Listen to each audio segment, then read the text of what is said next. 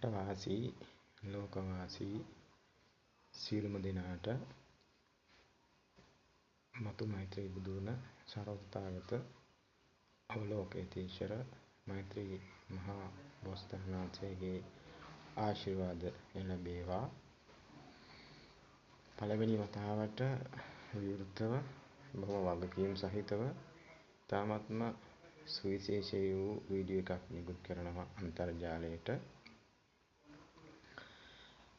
නිපමණ දවසක් අවුරුද්දක වගේ කාලයක් පුරාවටම විවෘත ප්‍රකාශනයක් කරේ නැහැ. මොකද රටේ පැවතුණු ඒ ආందోලනාත්මක තත්ත්වය නිසා. විශේෂයෙන්ම මම කල්පනා කරා අද දවසේ ඉඳලා මේ මොහොතේ පටන් තාමත්ම විවෘතව තාමත්ම වගකීම් සහිතව සාරවත්තාගත අවලෝකිතේශ්වර මෛත්‍රී මහා බෝසතාණන් වහන්සේ පිළිබඳව හෙළිදරව්වක් දිගින් දිගටම කරන්න කියලා කල්පනා කරා. අපි නොඑක් දේවල් අදෘශ්‍යමාන දේවල් පිළිබඳව විශ්වාසයක් ඇතුව විශාල වශයෙන් කාලය ශ්‍රමය ධනය වැය කරනවා. නමුත් ඇත්තටම අවසාන ප්‍රතිඵලය පිළිබඳව යථාර්ථය කුමක්ද යන බව හරියට දන්නේ නැතුව මම මෙතනදී තාමත්ම විශේෂයක් විදියට ප්‍රකාශනයක් කරන්න කල්පනා කරා සමාජ මාධ්‍යයට මතු බුදු වන සර්වඥතාගත අවලෝකිතේශ්වර මෛත්‍රී මහා බෝසතාණන් වහන්සේ පිළිබඳව යම් කෙනෙක් විශ්වාසයක් ඇති කරගෙන තමන්ගේ කටයුතු කරගෙන ගියොත් තමන්ගේ ජීවිතේ ඉතාමත්ම සුවිශේෂී වෙනස්කම් ඉතාම ධනාත්මකව සුබවාදී පැත්තේ වෙනස්කම් අත්දකින්න පුළුවන් වෙන බවට ඉදිරි කාලයේදී බලාපොරොත්තු වෙන පිළිබඳ තහවුරු කරන වීඩියෝ නිකුත් කරන්නේ. දැනට හැම කෙනෙකුටම අද පළවෙනි වීඩියෝ එක තමයි තාම වගකීම් සහිතව මතු බුදු වන සර්වඥතාගත අවලෝකිතේශ්වර මෛත්‍රී මහා බෝසතාණන් වහන්සේ පිළිබඳව සමාජ මාධ්‍යයට විවෘතව වගකීම් සහිතව මෙවැනි වීඩියෝ එකක් නිකුත් කරන අද දවසේ පළවෙනි වතාවට. මේ දක්වාම යම් ප්‍රකාශනයන් ඉදිරිපත් කරා නිකුත් කරා.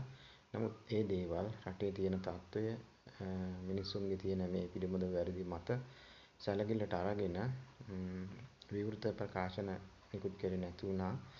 සමාජයට ඒක අධ්‍යයනය කරලා හොයලා බලලා තේරුම් ගන්න සලස්වන්න අවශ්‍ය නිසා. නමුත් අදින් පස්සේ මෙතෙන් පටන් මම බලාපොරොත්තු වෙනවා මම කරන සෑම ප්‍රකාශනයකටම තහවුරු වෙන පැහැදිලි කිරීම මාලාවක් වීඩියෝ කොට මාලාවක් නිකුත් කරන බලාපොරොත්තු වෙන මේ කාරණා තහවුරු කරමි. විශේෂයෙන්ම මතු බුදු වන සර්වඥතාගත අවලෝකිතේශ්වර මෛත්‍රී මහා බෝසතාණන් වහන්සේගෙන් සමාව අයද සිටිනවා.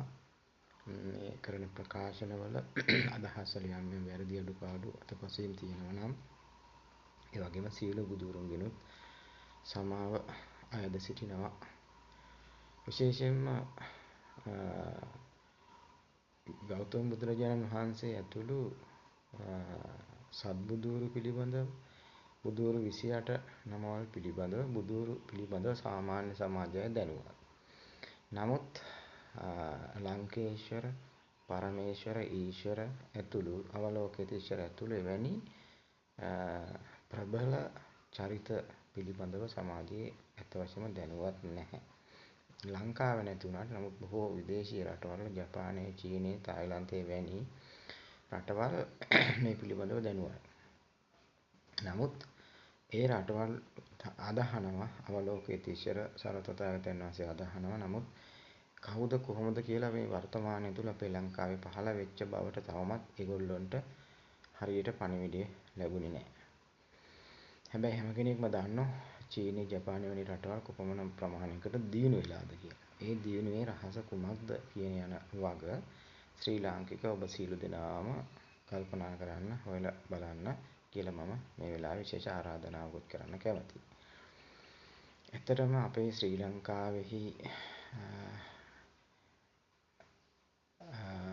දකුණු පළාතේ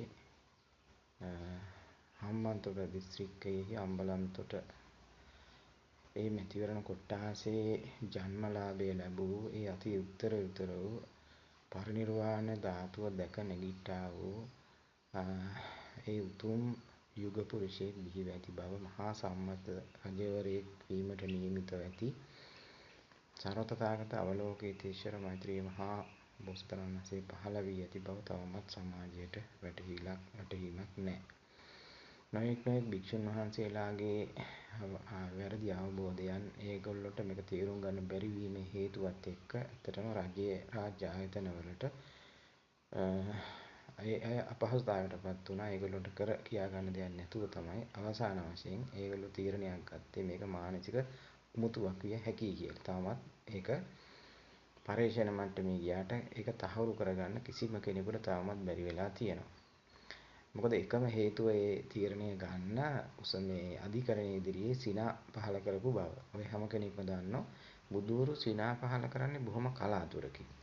ඉතින් ඒ සර්වතථාගතයන් වහන්සේ සිනා පහල කරන්න හේතුව බවට පත් උනේ මේ පන්සලකට කැලණියේ පන්සලට අනවසරයෙන් ඇතුල් වුණා කියන එක. එතකොට ඒක සිනාව පහල කරන්න කාරණාවක් සාමාන්‍ය කෙනෙකුට නොවුනට බුදුවරුන්ට සිනහ පහල කරගන්න කාරණාවක්. ඉතින් මෙතන මේ බුදුවරු කියපුවාම සර්වතථාගත කියපුවාම සුගත තථාගත කියපුවාම මොන විදිහේ මට්ටම්ද මොන විදිහේ වෙනස්කම්ද කියන යන වග ඉදිරියේදී බලාපොරොත්තු වෙනවා වීඩියෝ කොට මාලාවකින්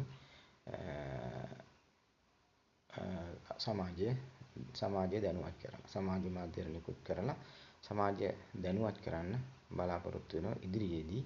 ඇත්තටම මොකද්ද මේ හරය කියන එක. හොඳයි එහෙනම් ඒ දවස වෙනතෙක් තවදුරටත් තව වීඩියෝකින් අපි මුණ ගැහෙනතුරු සියලු දෙනාටම සර්වතථාගත අවලෝකිතේශ්වර මෛත්‍රී මහා බෝසතාණන් වහන්සේගේ පිහිට ආරක්ෂාව පිළිසරණ ලැබේවා කියලා ආශිර්වාද කරනවා.